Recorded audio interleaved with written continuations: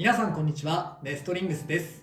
今回も CX ラインの新しいパーツを使って 3on3 バトルをやっていきたいと思います。今回は私野水航がドランブレイブのパーツを、そしてつぶやきさん太郎がペルセウスダークのパーツを使っていきます。それではやっていきましょう。いきましょう。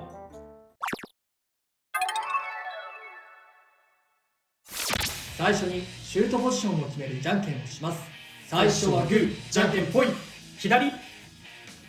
お互いのファーストベイ。せーの、じゃん。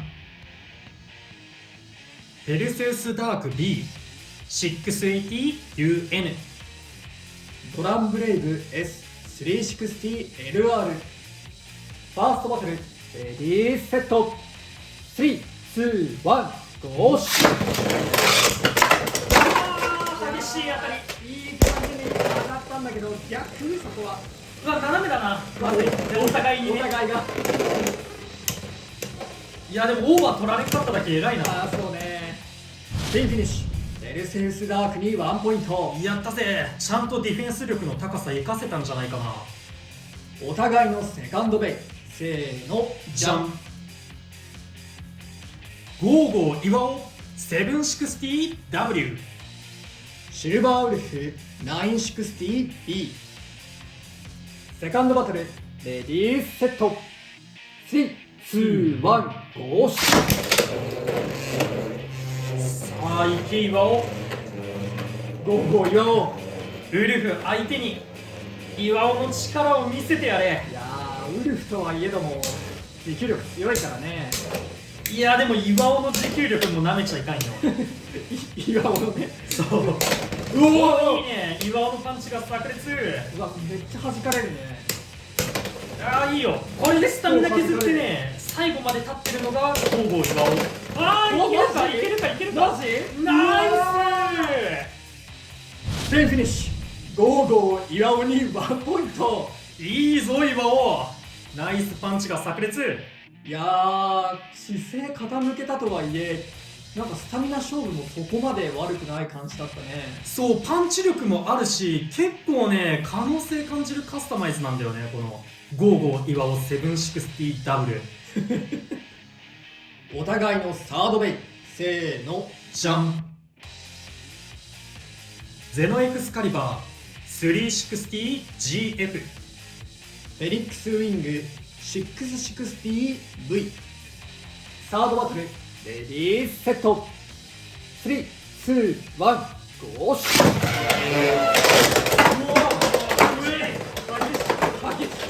激しいけど、いやでも一撃で決めな終わるから。激しいけどダメだったー。フィニッシュ。フェニックスウィングに1ポイント。サードバトルでも決着がつかなかったので、デッキの順番を入れ替えて続きからやっていきたいと思います。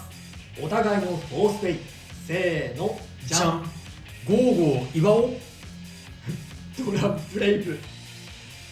フォースバトル、レディーセット。3、2、1、ゴーシュ。いけ。うわぁ、弾きましたが、岩尾は中央で待ち構える。ああ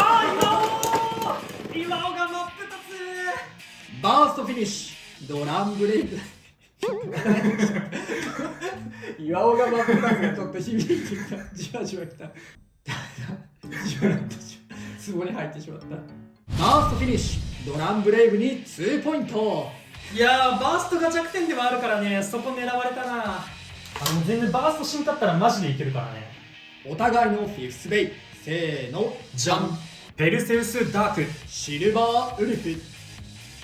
フィフスバトル、レディーセット。3、2、1、ゴーシュ。ささあ新しいペルセウスダークがウルフ相手にどんなバトルをしてくれるのか。そうね。割と見たかったバトルではあるな。なんか飛んでるな。あーブレるなーやっぱ。ーでブレて立て直しがきつい。効かないね。このまま傾いて、やっぱ頭重いな。でフィニッシュ。シルバーウルフに1ポイント。ということで、この 3on3 バトルの勝者は野水航。はい、ということで 3on3 バトルやってきましたが、いかがだったでしょうか。真ん中の圧がすごいいやーでも俺は正直ね、今日一番見せたかったカスタマイズ、このゴーゴー岩尾760ウェッジでね、ちゃんと一生もぎ取れたのは良かったかなと思います。実はね、動画の裏の練習時間でも結構このゴーゴー岩尾をあの人はずっと回しててで、俺のロッド B とか、それこそウィザードアークとかにスタミナで勝ってんだよ。そう、結構ね、可能性感じるカスタマイズで、正直本当今日一番紹介したかったのはこの岩尾なんだよね。ゴーレムロックじゃなくて必勝エクストラガイドっていう書籍にベイブレードのいろんなステッカーがついてきてたんだけど、その中の一つにあったのがこのゴーゴー岩尾のステッカーで、本当主人公勢エクスとかバードとかマルチとか、それ以外だとクロムとか天下とか、そういうねメイン級のキャラがたくさんあるステッカーの中にこのゴーゴー岩尾が入ってきてて、どういうチョイスほんとチームリーダーのねカルラとかもないのにこのゴーゴー岩尾があって、ちょっとこれはもう貼るしかねえなって思ってゴーレムロックに貼ったところ、すごいかっこいい仕上がりになったのではないでしょうか。でね、実はこのステッカー今まで紹介動画の中ではしてなかったんですけど、僕は CX ラインのドランにもウィザードにもこのペルセウスにも貼ってたんですけど、こういう風に元々のペルセウスのキャラがいるその横に使用者のブレーダーが載ってるようなステッカーで、この CX ラインのステッカーも4種類、最初に入れた3個プラスヘルズのステッカーもついてきてたので、これも貼ったら結構いい感じになってお気に入りです。いや、こっちならわかるのよ。キャラクターとそのエンブレムみたいなのが2つ並んでるの。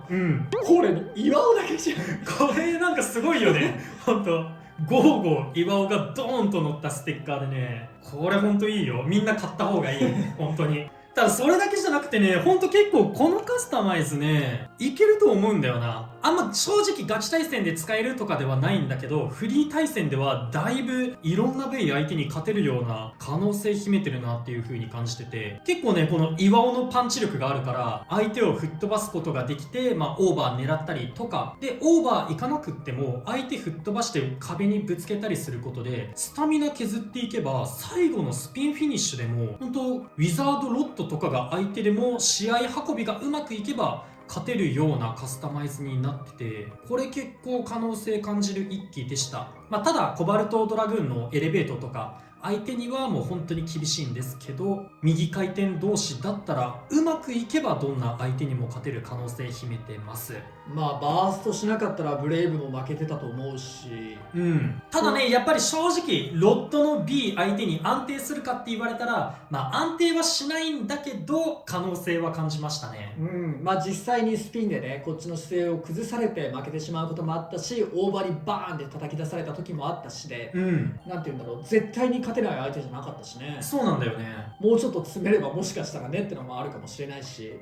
いや皆さんぜひこのゴーゴー岩尾の760W 試してみてほしいです。それで私野水航は今回ドランブレイブを使用したんですが、正直 CX ブレードの中では一番使いやすいというか可能性のあるブレードだなって今のところ思っています。やっぱりアタックタイプということもあって結構使いやすいってのもあるのと、あとこのスラッシュっていうアシストブレードが他のやつと比べてちょっと薄めで身長を低くできるんですよね。だから CX を使う時に結構選択肢として S 一番最初に出てきてもおかしくないなって思うようなアシストブレードになってます。ただ結構発火が激しいイメージがあってですね、ここがねなぜか出っ張ってるんで、もうここにめちゃめちゃ当たるっていう感じがしちゃってて、そこがネックですね。今回は LR を使用することで身長を低くして、できるだけイーブンな状態で当たれればいいなと思ってこういうカスタマイズにしていて、ファーストバトルは相手がペルセウスダークだったこともあって、そのカスタマイズが80のアンダーニードルということもあり、結構同じような高さで当たったからこそ強い攻撃力は見れたんじゃないかなと思います。やっぱりね高さってのはだいぶ大事だなって思いましたね。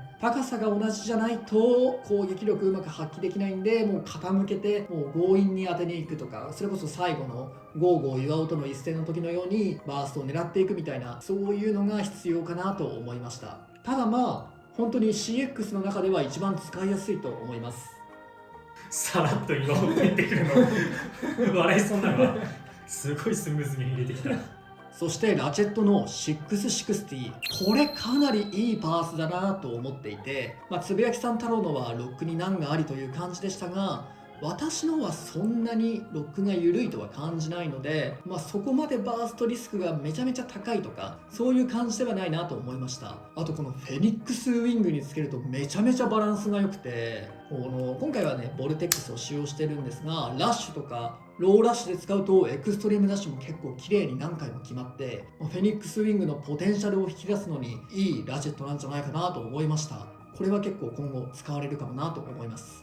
でボルテックスなんですが、悪くないビットかと思いますが、やっぱりねラッシュとかローラッシュとかライバルが強すぎるなっていうのが正直な感想ですね。次につぶやきさん太郎がペルセウスダークを使ってみた感想なんですけれど、 CX ラインのベイが今のところ結構ちゃんと重量があって、このペルセウスダークもディフェンスタイプでありながら 37g 台の重量を持ってるので、しっかりと守ってくれるようなブレードかなと思います。で、ただ最初見た時に左右対称のシンメトリーな形状で丸い突起が結構ゴツゴツしてるから、ナイトメイルみたいに相手をバチバチに吹っ飛ばすような戦いになるのかなって思ってたら、実際使ってみたらそこまで思ってたほど相手は飛ばさないなっていうような印象でした。なのでどちらかというとナイトメイルっていうよりかはナイトシールドとかと似たような戦い方になってくるかなっていう風に思いましたね。で、あとはやっぱり CX ライン全般に言えることなんですけど、重量が上の方にあるからやっぱ傾いてしまうとね、姿勢を正すのが難しいなっていう風に感じるところはありましたね。で、ただアシストブレードのバンパー、これのみずも以前別の動画で話してたんですけど、アシストブレードの中ではこのバンパーが一番重量があるので、ベイの重さのかさ増しなどにも使えてすごく優秀なアシストブレードかなと思います。今出てる3個の中だとだいぶ使いやすい部類かなと思ってますね。形状も結構良くて丸みを帯びてて相手を押さえつけるようなこともできそうだし、あんまりラチェットとの隙間もそんなになくってぴったりくっついてるような感じするので、結構綺麗に組み上がるかなと思います。このデフォルトのペルセウスダーク B の状態だと上の方にも下の方にもプラパーツがあって、なんか真ん中がメタル部分がサンドイッチされてるような感じになってるので、結構プラで当たることが多いかなという印象があるので、さっきナイトシールドみたいな戦い方になるかなみたいに話してはいたんですけど、ちょっとレオンクレストとかとも少し似てるようなところはあるかなと思います。プラ部分で当たればあんまり吹っ飛ばされることなく回転し続けることができるかなとは思いました。あとは CX と同時発売されたゼノエクスカリバー。いやーこれね、デザインすごいかっこいいなって思って買っちゃいました。バースト時代にもやってはいたんですけど、僕は結構バーストの後期の方から始めたので、ゼノエクスカリバーは触ったことなくって、エクスカリバーといえばジフォイドエクスカリバーかなっていうような人間なんですけど、ちょっとこれデザイン良すぎて買っちゃいました。どこが気に入ったかというと、ランチャーフックのところがデザインに組み込まれてて、ランチャーフックの存在を感じさせないような仕上がりになってるのがすごいうまくデザインされてるなっていう風に思いましたね。ここの剣先とか、あとはこっちもランチャーフックなんですけど、真ん中の X と被ってたりとかして、あんまりランチャーフックを感じさせないような出来になってるのがかっこいいですね。で、性能としてもドランバスターとまではいかないんですけど、ドランバスターに似たような形状をやっぱしてるので、一撃で相手を吹っ飛ばすように戦えれば、スタミナはないんですけど、もうどんな相手にもワンチャンあるような、ぶっ飛ばしさえすれば勝てるみたいな運用はできるかなと思います。ただ重量で言うとね、結構リバイバルベイって重量軽めに作られてて、このベイもそれに漏れず 30g 台しかないので、ドランバスターに比べたらすごく軽くなってしまうんですけど、一撃を当てることができれば本当破壊力はすごいので、ゼノエクスカリバーも結構面白いベイかなと思います。あとはゼノエクスカリバーにこのホールドランチャーの新しいカラーのバージョンが収録されました。ロングワインダーがもう1本ぐらい予備で欲しいなって思ってたので、これ手に入ったのはすごくありがたかったですね。ただ一つ気になったのが、個体差あんまり良くないのを僕が引いてしまったっていうところもあるかもしれないんですけど、動画でわかるかな？うわーすごいなそれ。多分動画でもわかると思うんですけど、ギアの部分がガッタガタのギッシギシで回すのすごい大変なんですよね。引っかかりまくる。厳しいところがありますね。